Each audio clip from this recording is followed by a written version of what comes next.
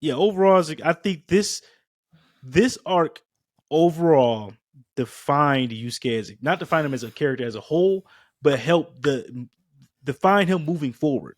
He just you could tell at the end of this arc and at the beginning of the series how far he came is just as a human being.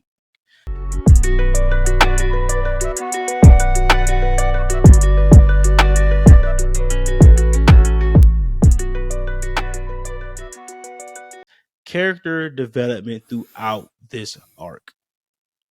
Okay. What character do you stands out to you, or we could just talk about the character development of the main four characters. Um, how did you see what type of development did you see from Yusuke throughout this tournament? As far as him basically developing himself as a Mm-hmm. fighter, man, he became a lot smarter, a lot more well balanced, a lot stronger, a lot more kind of like I would say more of a tactician. Just like Kurama became Kurama being a tactician, I understood that Yusuke finally learned how to break down his opponent's fighting style and base Mm-hmm. his moves off of his opponent's fighting style in order to beat them at their own game. Mm-hmm. So that's one way Yep. he developed as a character. Um, and then kind of when we go into the story of the Dark Tournament, there's a lot of different layers. There's the relationship that Genkai had with Tagoro. Mm-hmm. There's the relationship that Tagoro, as far as like how he saw Yusuke, is kind of like not really as a rival, but someone as to like kind of like mentor. But he did his mentoring from afar. Mm-hmm. Um, I think Yusuke really learn how to rely on others during this arc because Yeah. we kind of see Yusuke kind of like going it alone for the longest time, but I think during this arc he kind of learned how to rely more on his team, kind of like draw from his powers because Yusuke whenever he's fighting for his friends, Mm-hmm. that's when he is at his best. That's Yep. when he's at Agreed. his even when you see when he's fighting Tagoro and he thinks that Tagoro killed Kuwabara in the like towards the end of the arc, like when they're basically Mm-hmm. Kuwabara is using that as motivation to help Yusuke like power up, and you kind of see Yusuke like blame himself. Yep. I feel like that's kind of the thing that Yusuke sees as far as like him becoming emotional. He's finally letting his emotions run free. 'Cause, like a tough guy like Yusuke, he doesn't want to let people see his emotions. But the thing is that that's where he draws his power from his emotions and his feelings and the way he cares about other people. I feel like that's where Yusuke is at his best and his strongest. So you see that as far as like his character development, him pulling from those emotions in order to beat his opponents, and that's when he's able to just pretty much flat out win and beat anybody. Yeah. I agree with everything you said, man. To piggyback off a few things, I think Yusuke learned while watching the tournament too. I think he Hmm. learned from watching Hiei. I think he learned from watching Kurama. I think he learned from watching Genkai was a mass fighter, but I think he learned and even watching the opponents. I think he learned a lot by just obviously when Yusuke got there, him and Tagoro were clearly the probably the most powerful fighters overall. I mean, you talk about all abilities and raw power, but I think, like you said, I think throughout this tournament, I think Yusuke learned to break down his opponent's strength and weaknesses, seeing different fighting styles and different techniques that everyone uses to better himself. Because I know, even for me, when I used to box or growing up playing sports, I learned a lot from watching other people play, and I think that's something that Yusuke did throughout the tournament. I also think he just became a more mature character Hmm. with the stake. This is really the first, like, I'm not gonna say the first time the stakes were high because, like, ever since he became a spiritual detective, the stakes have been pretty high. But I think this one was real because it's like this could be the end of the world if I don't win this tournament. Exactly. Um, and so I think that was huge for him at the maturity, the growth throughout it. Him losing loved ones, and trying to save the world. It was I think a huge development for him. And yeah, overall, I think this arc overall defined Yusuke as not define him as a character as a whole, but help define him moving forward. He just you could tell at the end of this arc and at the beginning of the series how far he came. It's just as a human being. So yeah, you pretty much touch on everything else. I just want to piggyback a few things you said. Well, let me ask you Um, this: what kind of lessons do you think Yusuke learned about himself when he had to do the trial of Genkai's spirit orb? uh, Mentally and emotionally, power is more than just strength. It's more than just physical strength. Mentally, emotionally, and then another thing was him being responsible for something other than himself with Pew. And obviously Pew is a part of him, but him having to be responsible for something that is not himself, like basically Pew is like having a child. Mm-hmm. Um, so that's what I got from that. Like, power is more than just brute strength. You have to be able to beat your opponent. You have to be able to be in control of your emotions, know when to use your emotions, and when keep your composure during battle. Like it can't like when he was in that cage, life can't get worse than what it was when he was going through. So it prepared him for a fight against Toguro because it can't be worse. Nothing Toguro can do to you can be worse than what you went through in that cave. Plus, at the same time, in the back of your head, the stakes are high because the world is at the palm of either your hands. If you win, you save the entire world. So yeah, what are your thoughts on that one? As far as what he learned in the cave, Yeah. I feel like he learned how to dig deep down inside of himself, rely on his emotions, and basically push through. Because I know he was going through some excruciating pain.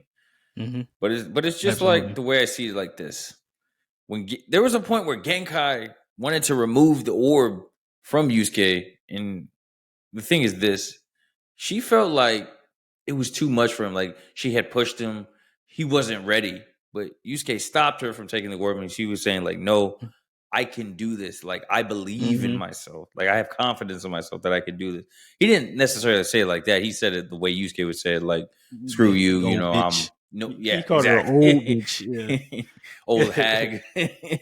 he Mhm. said he was so many different words, but I feel like Yusuke just accepted the challenge of becoming stronger, like you said, not just physically, but mentally, emotionally, and kind of accepting that challenge. Like, hey, I need this power to protect those that I love.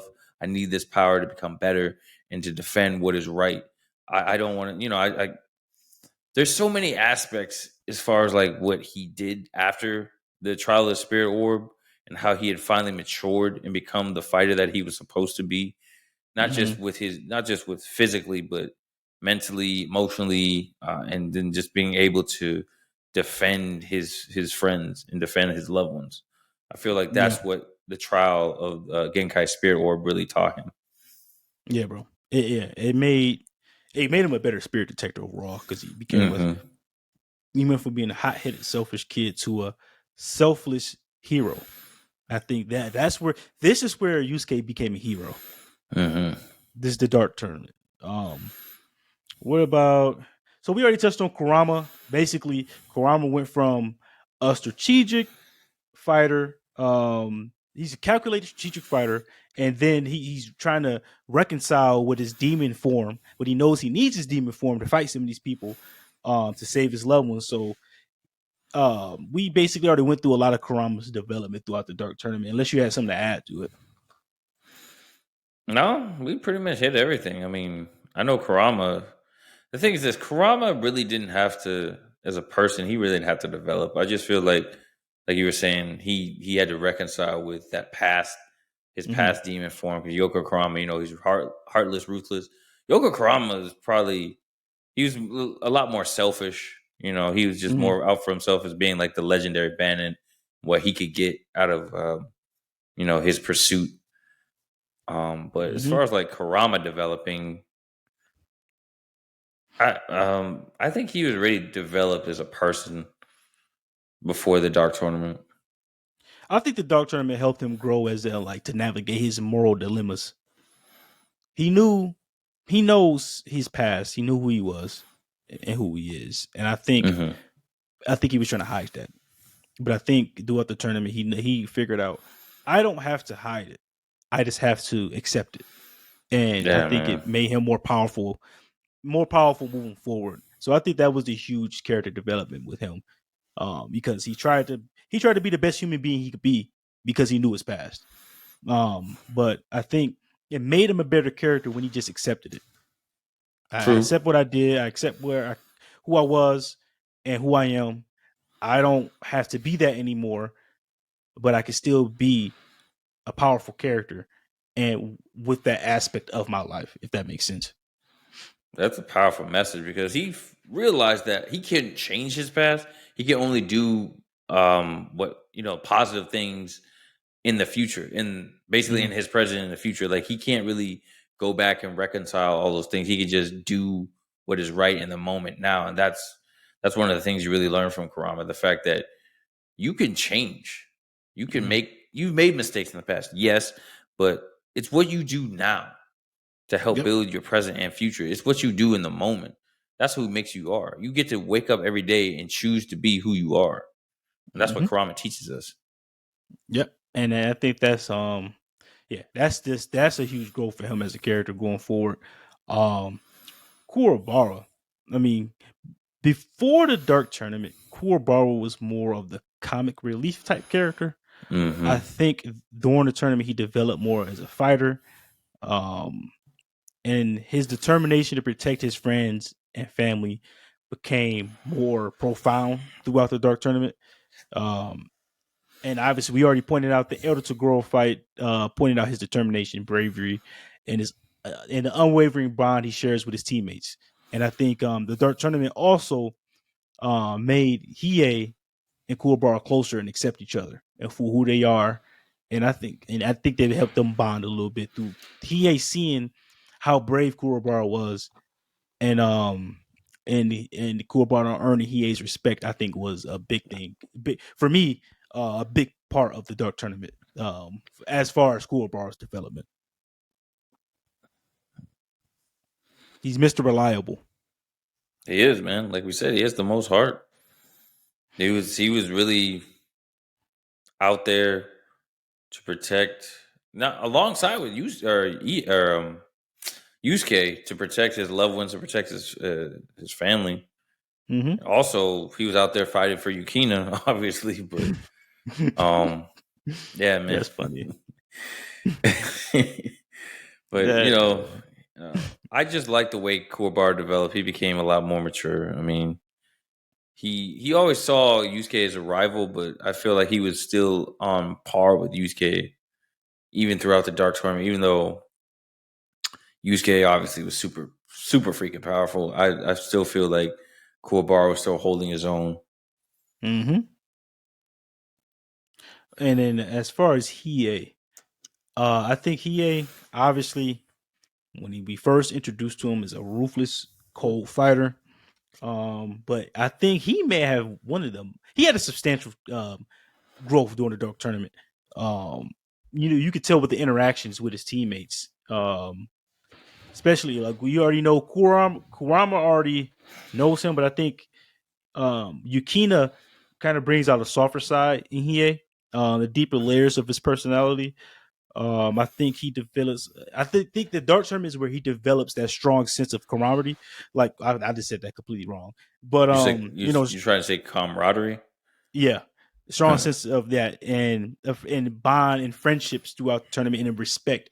He gained respect. He already respected Kurama, but gained respect for Kuwabara and respect for Hiei. I mean, not Hiei, Yusuke throughout the tournament. And I think this is basically when Hiei just finally became a good guy. I think this is similar to Hiei accepting being a good guy happened in the Dark Tournament, and I think because I compare this, he had a similar arc to Vegeta.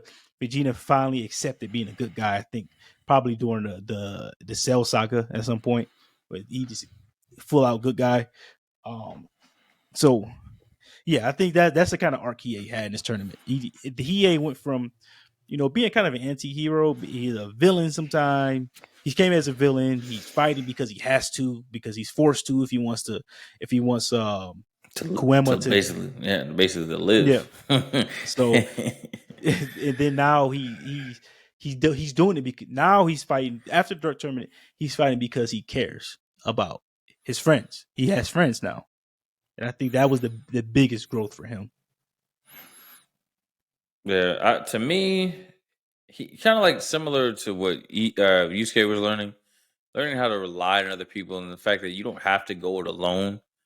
Mm-hmm. There's someone always in your corner. As long as you are being a good, caring person, you always have someone in your corner to help you with whatever issues you have. And I understand that EA, he came from like a darker past, cutthroat, ruthless. No one really cared about him, but he was able to turn that around and say like, "Hey, I have these people now in my life. I have someone who believes in me." And Yusuke always believed in EA. He was, even though EA, still kind Tried of to kill showed him. like tendencies of like being a bad guy.